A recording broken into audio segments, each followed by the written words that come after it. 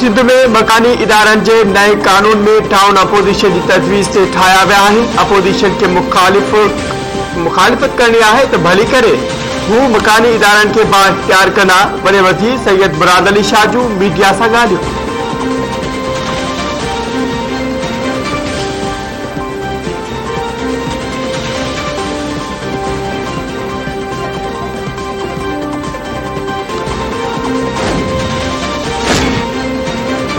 कौमी सलामती जे parliamentary committee जो इजलास शुरू। वफाकी काबीना हुकूमत ऐं इत्तेहादी पार्टियुनि जा मेंबर शरीक। वज़ीर आज़म जे सलाहकार मोहित यूसुफ पारां कौमी सलामती जी पॉलिसी बाबत ब्रीफिंग। मुखालिफ़ धुर बाइकाट सबब इजलास में शिरकत न कई।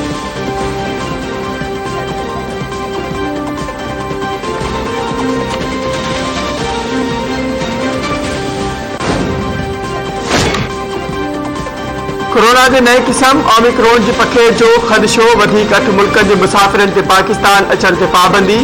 NCOC कोरोना वबा की ताज़ी सूरत हाल सबब C कैटेगरी के मुल्कन की लिस्ट 7 मां वधाए 15 करे छड़ी। पाकिस्तान ईंदड़ समूरन मुसाफिरन लाइ वैक्सीनेशन लाज़मी करार।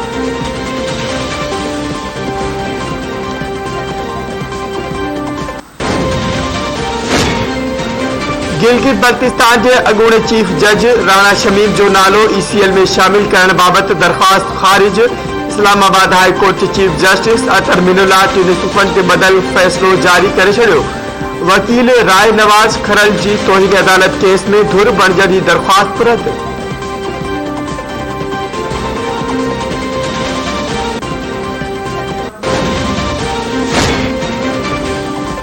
PDM जो सरबराही इजलास अज थींदो। मौलाना फजलुर रहमान की सदारत हेठ घुरायल इजलास में स्टेयरिंग कमेटी के सिफारिशन की मंजूरी ॾिनी वेंदी। गुज़िरियल ॾींहुं PDM की स्टेयरिंग कमेटी हुकूमत मुखालिफ़ तहरीक में लॉन्ग मार्च ऐं इस्तीफ़ाउनि बाबत सिफारिशूं तैयार कयूं हुयूं।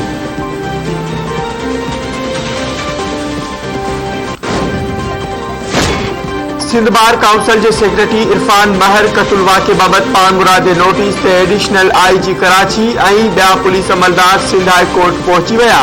हाई कोर्ट के चीफ जस्टिस वकील इरफान महर कतुल के वाक़े में जवाबदारन की गिरफ्तारी बाबत रिपोर्ट तलब कई हुई।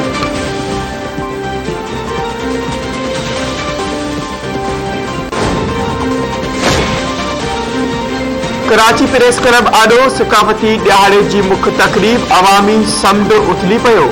कराची की कुंड कर्च में रहंदड़ सिंधियुनि की टोपी अजरक ऐं पटका पाए शिरकत। नाले वारन फनकारन पारा अजीम सिंध की कदीम सकाफत के भरपूर भेटा। अहमद मुगल, शहला गुल, तुफैल संजरानी ऐं ॿियनि क़ौमी गीत गाए माण्हुनि खे झुमाए छॾियो।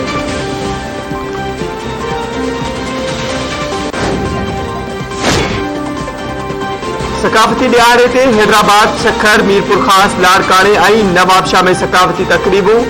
नंढड़ वॾनि शहरनि में सकाफती ॾींहुं ईद जिया मल्हायो वियो। सकाफती वेस वॻा पाए मेड़ाका ऐं रैलियूं। क़ौमी गीतनि जी गूंजार, हिक ॿिए खे क़ौमी काज जूं वाधायूं। हर पासे ईद जहिड़ा मंज़र।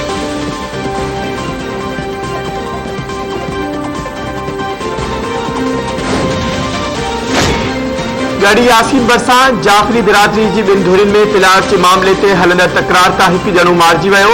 हथियारबंदनि लाड़काना शिकारपुर इंडस हाईवे ते पंहिंजे ॻोठ होत खान जाफरी विदड़ अब्दुल हई जाफरी के गोलियूं हणी क़तल करे छॾियो। लाश पोस्टमार्टम बैदि वारसनि हवाले।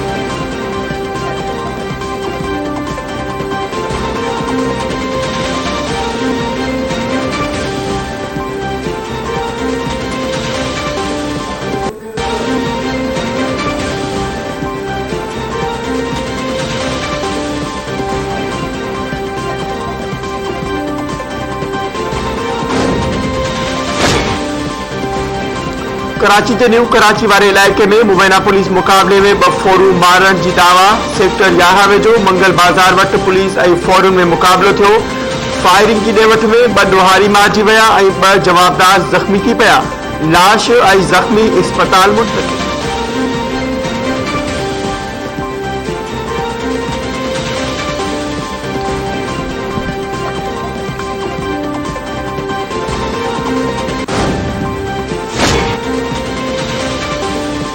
कोटली बरसां दरगाह बाबा सलाहुद्दीन वेझो झोपड़ी में रहंदड़ औरत मुर्स सां कत्ल। शिकारपुर सां ताल्लुक़ रखंदड़ लाडाणू कबीले जी औरत शहनाज जाफरी खे मुड़ुस माशूक छुरियुनि जा वार करे क़त्ल करण बैदि फरार थी वियो।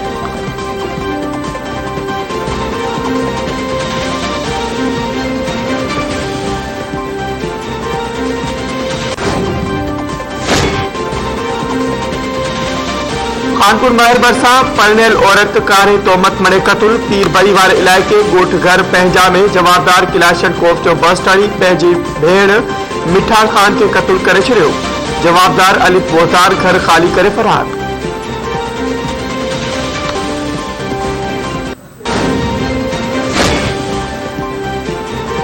मेहर के कच्चे वारे इलाइक़े में शादी तकरीब दौरान खुशी में फायरिंग, गोली लगण सबब नौजवान मारिजी वियो। ॻोठ गुलाब चाडियो में खुशी में कयल फायरिंग दौरान गोली लगण सबब सफदर चाडियो सख्त ज़ख्मी थी पियो, जंहिंखे तालके अस्पताल लियो पियो वियो तो रस्ते में फौत थी वियो। शादी जूं खुशियूं मातम में तब्दील।